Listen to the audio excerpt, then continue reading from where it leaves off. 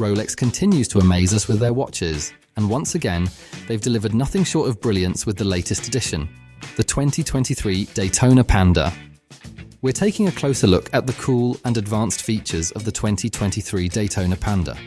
We'll explore its stylish design, improved movements, and the surprising details that make it stand out in the world of watches. Keep watching because by the end of this video, you'll know all about the trendiest watch out there. Alright, so it's December and we've finally got our hands on the highly anticipated 2023 Daytona that we've been eagerly waiting for all year. Rolex has likely phased out the previous models, but these new ones have started making their way to us. What's great about this watch is that once it's on your wrist, it's undeniably classy, like most Rolex watches. However, there are some distinctions. I've already had a few discussions with friends about whether the watch has changed or not, so I'll highlight the differences and set the record straight. First things first, this watch might seem like it has the same overall look and design as the previous model, but there are quite a few subtle changes that, when you add them up, make a significant difference. So, while it might not appear drastically different at first glance, in reality, it's far from being the same. I'm not entirely sure if any parts, except maybe the clasp chrono buttons and the crown, are interchangeable. It seems like they've essentially created a whole new watch. Let's talk about the case. Yes, it's definitely different. It feels like they might have made it a bit larger. People have often complained that Daytons were too small, asking for a bigger one. Rolex, though, has this way of keeping the 40mm size while tweaking the lugs or playing with the entire case to give it a more boxy feel. When you scrutinize this watch closely, you'll notice that the lugs have changed. Initially, I thought the new metal ring around the bezel made it look like it had bigger lugs, but when you compare it side by side, you realize it's an entirely different case. In the previous version, the 116500, you might not have noticed, but the lugs on the left side at 9 o'clock were different from the ones at 3 o'clock. The 3 o'clock lug seemed a bit narrower and asymmetrical. In the new case, you can easily notice that both lugs have the same appearance and thickness, instantly giving the case a more noticeable presence. When you turn the case to the side, the differences become even clearer. The previous model's case extended out in the lugs, creating a particular silhouette. Now, it feels like they extend out and point more downward, giving it a claw-like appearance that wasn't there before. A noticeable change is the kickdown at the bottom end of the case, similar to the Oyster Flex case. That's a significant transformation right from the start.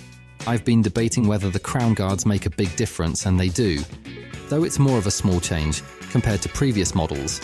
Another subtle adjustment, just 0.5 millimeter, is that the case and the overall watch are now 0.5 millimeter thinner. I wonder if this is to balance the appearance, considering the case now looks bigger. Perhaps they aim to slim it down so that the Daytona doesn't seem overly large. Continuing with the case and the bracelet, another crucial element contributing to this entirely new look is the end link on the bracelet. This detail might easily go unnoticed if you do not pay close attention. The end piece plays a significant role in the transformation of the new case. In the previous version, the center link on the end piece extended out further than the case, angling outwards.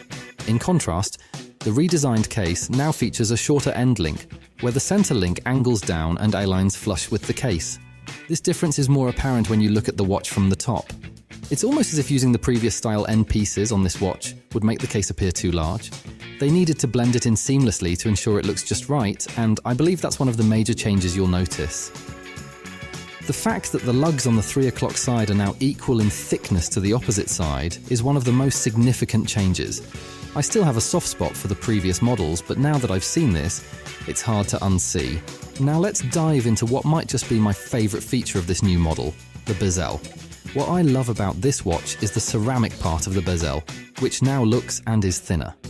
Visually, it gives the watch an entirely different appearance, making it one of the best touches, in my opinion. In the practical Rolex way, they mention that this slimming down is helpful in case you accidentally hit the bezel edge to prevent it from shattering. It seems like the overall theme with this watch is to make everything slimmer.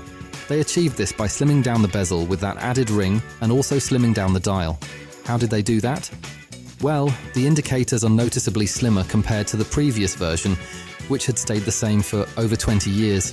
I mean, the Daytona dial had not seen a revamp for way over 2 decades, and now it's like we're going back to the previous Zenith look, which, in my opinion, pairs amazingly well with this new bezel.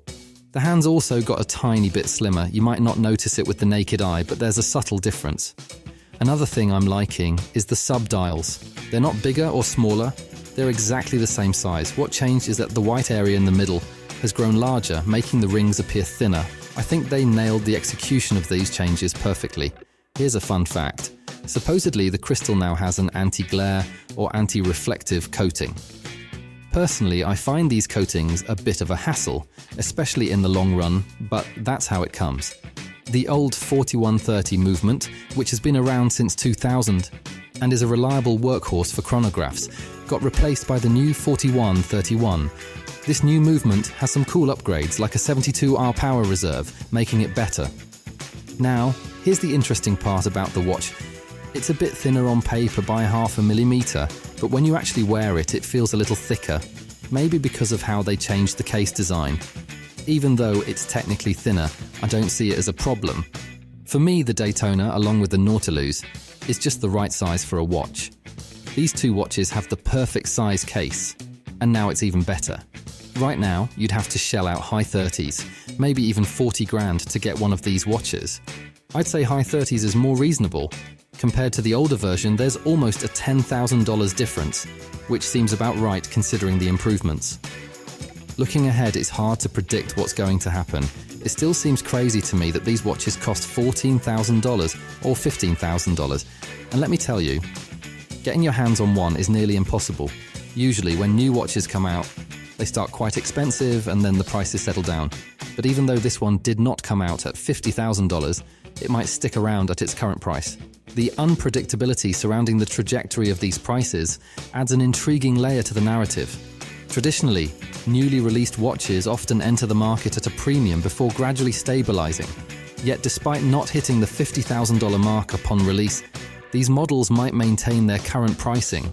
This rarity in the market landscape signals a potential shift in pricing dynamics, challenging the typical trend of price depreciation over time. As such, it poses a unique situation for collectors and enthusiasts, elevating these watches to a league of their own in terms of exclusivity and sustained value. The watch market's complex dynamics continue to perplex both seasoned collectors and newcomers, creating an air of anticipation and curiosity about the future trajectory of these coveted timepieces. The allure of owning one remains strong, but the financial commitment and scarcity underscore the exclusivity and prestige these watches embody in the world of horology. In the end, what do you think of this new watch? Share your thoughts in the comments below. And for more videos like this, feel free to like and subscribe to Luxury Focus. Thanks for watching, and see you at the next video.